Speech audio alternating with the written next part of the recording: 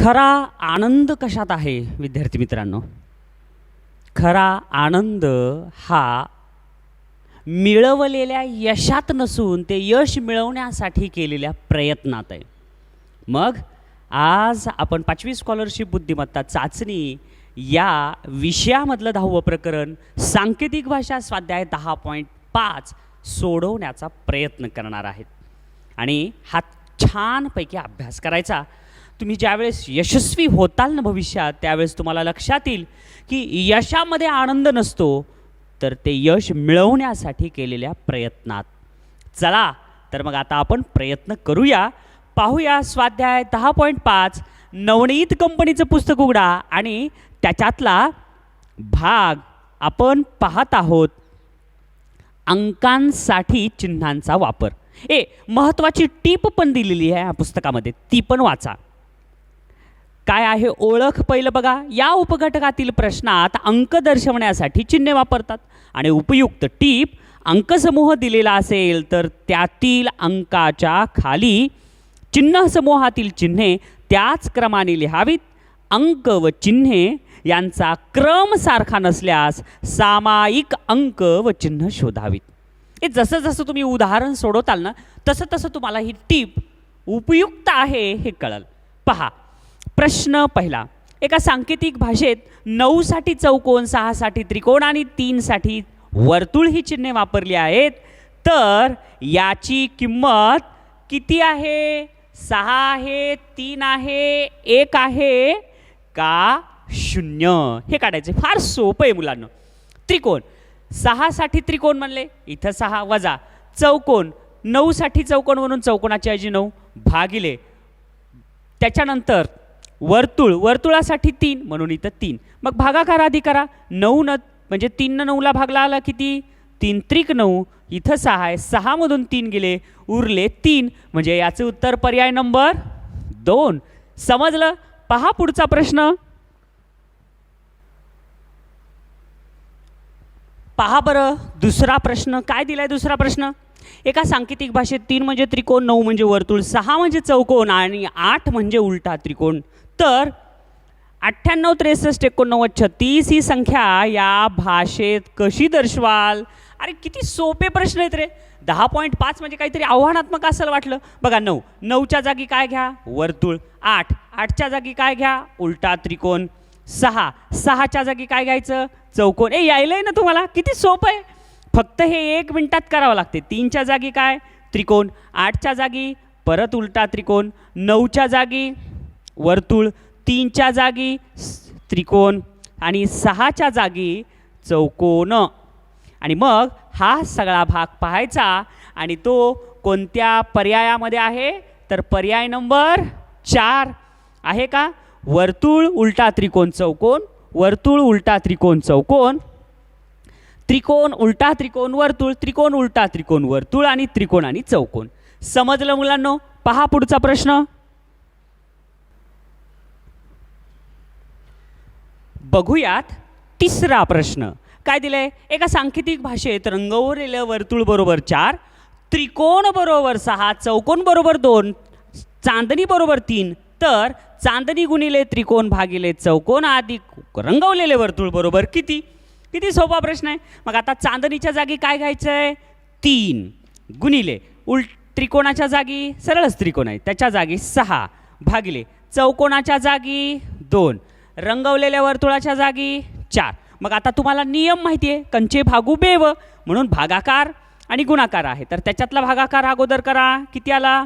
2 न 6ला भागलं किती? बेत्रिक 6. मग 3 गुणिले 3, 3 त्रिक 9 आणि 9 अधिक 4. पर 9 अधिक 4 किती येत आहे? 13. म्हणून याचं उत्तर पर्याय नंबर 3. समजलं? पहा पुढचा प्रश्न. पहा बरं मुलांनो चौथा प्रश्न. काय दिलंय चौथ्या प्रश्नात? एका सांकेतिक भाषेत 123 बरोबर काही चिन्ह, 256 बरोबर काही चिन्ह आणि 369 बरोबर काही चिन्ह. अंक आणि चिन्हाचा क्रम सारखा असेलच असे नाही, तर या सांकेतिक भाषेत 9536 ही संख्या कशी लिहाल? अरे किती सोपा प्रश्न आहे हा. बघा बरं, आता काय आहे? 2. मग 2 साठी काय वापरलंय त्यांनी? त्रिकोण, मोठा चौकोन, वर्तुळ असे चिन्ह दिलेत. मग तुम्हाला ना माहीतच आहे 10.4 मध्ये सोडवलेत. मग आता इथं 2 आहे, इथं 2 आहे, इथं 2 नाही. मग हे त्रिकोण आहे, हे त्रिकोण. 2 साठी त्रिकोण आला. त्याच्यानंतर पुन्हा आता इथं 3 आहे, इथं 3 आहे. हो का, इथं 3, इथं 3. म्हणजे 3 साठी काय यायलाय?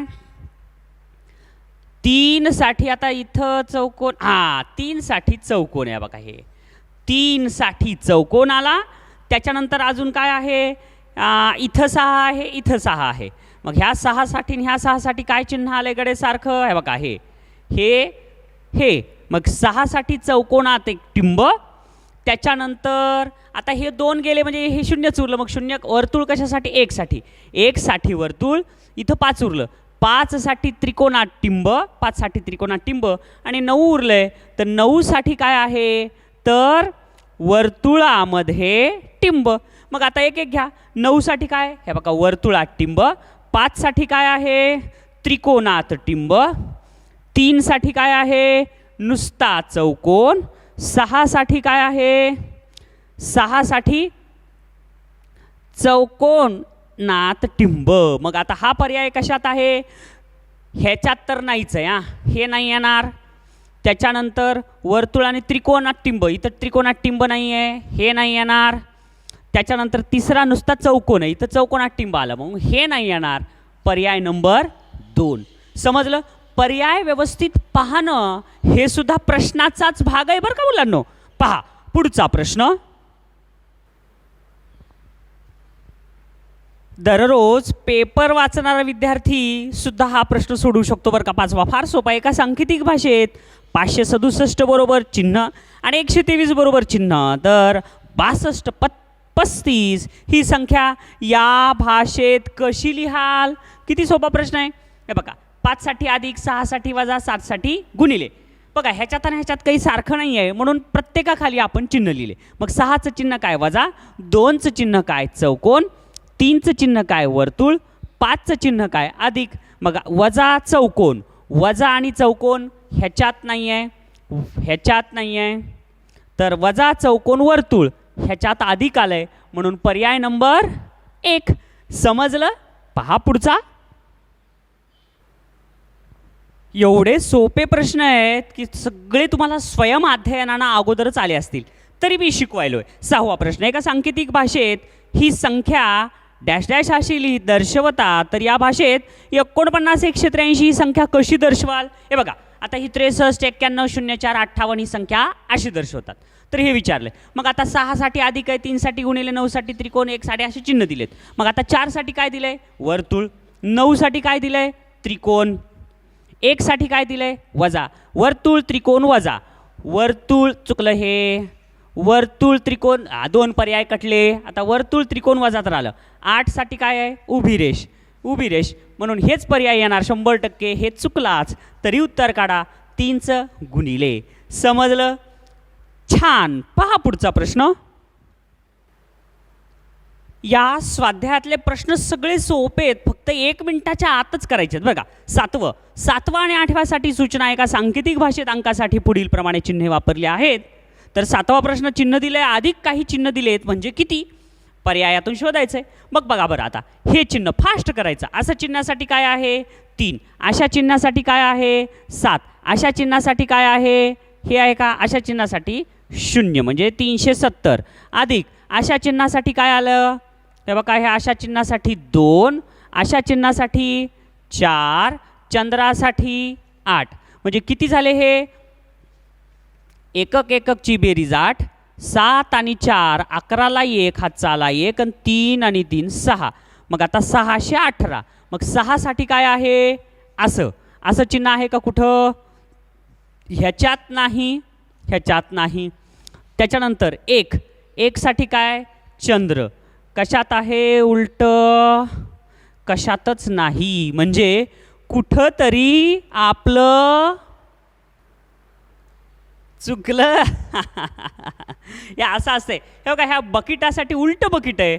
उलट्या बकिटासाठी आपण 5 पाहिजे तर 4 घेतलं, हे इथं 5 घ्यावं लागल.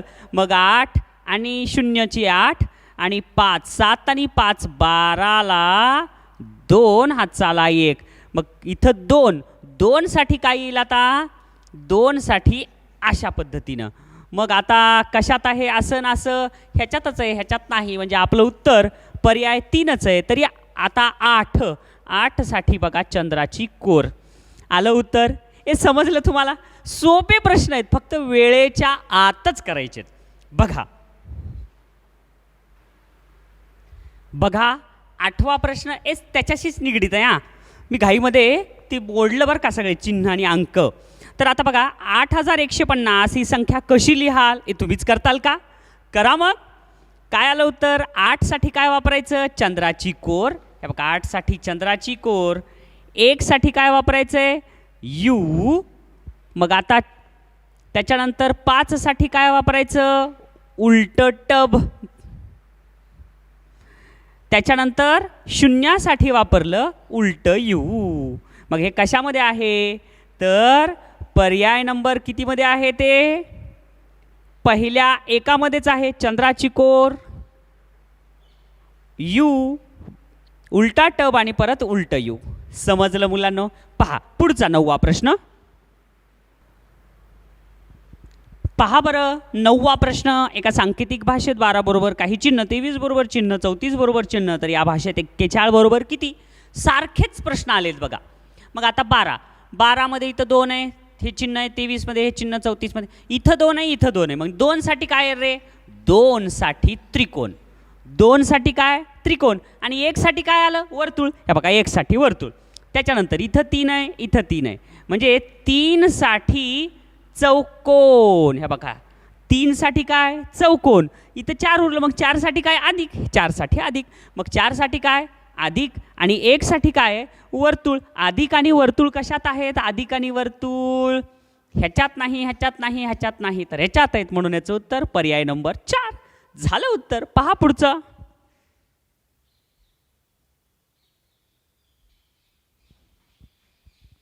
पाहूया 10वा आणि शेवटचा प्रश्न. एका सांकेतिक भाषेत 5 बरोबर अधिक 8 बरोबर वजा 1 बरोबर भागिले आणि 4 बरोबर गुणिले, तर वजा भागिले गुणिले, गुणिले भागिले, अधिक अधिक म्हणजे किती. अरे फार प्रश्न छान आहे बरं का, मनोरंजक प्रश्न आहे. आता वजाला काय म्हणतात हे पहिलं बघा. वजासाठी आले 8, मग इथं 8 लिहा. त्याच्यानंतर भागिले म्हणजे इथं भागिले चिन्ह द्या. गुणिलेसाठी 4 म्हणून 4 लिहा. पुन्हा गुणिले आहे म्हणून 4ला गुणा. भागिलेसाठी 1 आहे म्हणून इथं 1, अधिक आहे म्हणून अधिक, आणि अधिकच्या चिन्हासाठी वापरले 5 म्हणून हे 5. हे समीकरण व्यवस्थित तयार करा. आता मग काय, क्रमानं करा, भागाकार आधी. 4 ने 8ला भागलं, 4 1 4, 4 2 8, गुणिले 1 अधिक 5 म्हणजे 2 1 2 अधिक 5, 5 आणि 2 किती, 7, म्हणजे पर्याय नंबर 2. समजलं मुलांनो. फार सोपे प्रश्न आहेत. ज्या वेळेस तुम्ही 10.5 सोडवता त्यावेळेस फक्त एकच काळजी घ्या, एक म्हणजे एकच काळजी. यातले सगळे प्रश्न सोपे आहेत, फक्त तुम्हाला आपण उत्तर सोडवलं, आपलं उत्तर आलं, हा जो आनंद आहे ना, हा आनंद तुमचा वेळ वाया घालवतो. कारण एका प्रश्नाला तुम्ही 2 मिनटं 3 मिनटं लावतात आणि शेवटी उत्तर येतंय, पण तुमचा वेळ खाणारं उत्तर आहे हे लक्षात घ्या मुलांनो. त्याच्यामुळे 10.5 सोडवताना एकच काळजी घ्या की स्पीडनं आणि बरोबर उत्तर सोडवा. कळालं? मग पुढच्या अभ्यासासाठी खूप शुभेच्छा. 10व्या प्रकरणाचा तुम्ही खूप छान सराव करा. 10व्या प्रकरणाचा कमीत कमी 5 वेळेस तुम्ही सगळ्यांनी छानपैकी सराव करा, तरच तुम्हाला सांकेतिक भाषेत परीक्षेत तुम्हाला मार्क मिळतील. मग स्वयं अध्ययन करणार लगेच सुरू करा मुलांनो. तुम्हाला खूप शुभेच्छा. Best of luck.